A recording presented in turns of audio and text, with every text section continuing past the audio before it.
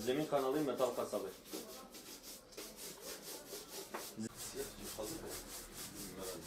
Tamam abi tamam.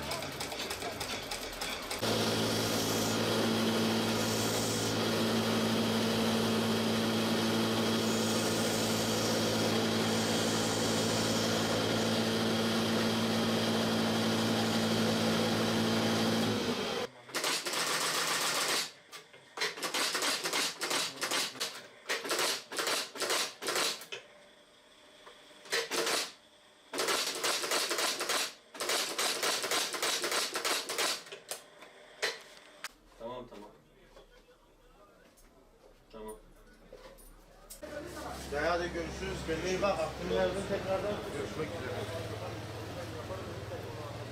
Bu işi 8 yaşımdan beri yapıyorum. 87'den beri. İşte çıraklık, kalfalık, ustalık derken 1998'e kadar daimin yanında öğrendim bu işi. 2000 yılında askere gittik. Askerden sonra işte geldim. 2002'de kendi imkanlarımla dükkanı açtım. Tabii ilk başta ufak ufak, yavaş yavaş. Ondan sonra işler biraz düzene koyuncaya kadar, çevre edininceye kadar, insanlar beni tanıncaya kadar yani epey bir süre geçti yani. İşte 18 yıldır kendi işimi yapıyorum. Yani toplamda nereden bakarsa 34 yıl falan oldu yani. Yani az bir süre de değil yani 34 yıl. İşte ondan sonra çocuğum yanımdadır. Kendi mesleğimi hem öğretiyorum hem okutuyorum.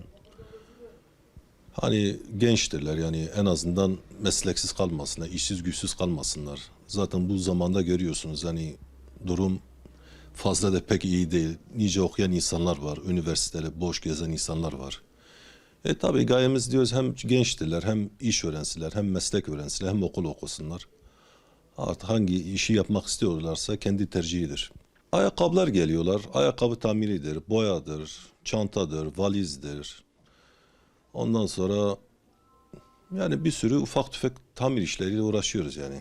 Benim bir gelirim yok. Bundan başka, dükkandan başka bir gelirim yok. Allah ne nasip ettiyse odur. Çok şükür bugüne kadar kimsenin kalbini kırmadık da.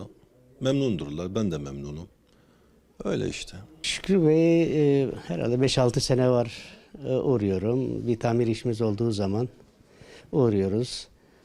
Mesleğinde işinin ehli. Benim gördüğüm ilişkilerimde çok dürüst. Yardımsever işlerinde yani şahit oldum. Oturduğum sürelerde gördüğümü söylüyorum. Memnunum. Yani emeğiyle çalışan bir arkadaşımız. Ayakkabıdır, bir çanta tamiri olur, bir ayakkabı tamiri olur, boyası olur veya herhangi bir ayakkabılarda giyilen aksesuarlar olur. Bunlarla ilgili burada bulunduğu için çeşit de var. İşimizi görüyoruz. Ayakkabımda küçük bir sıkıntı vardı.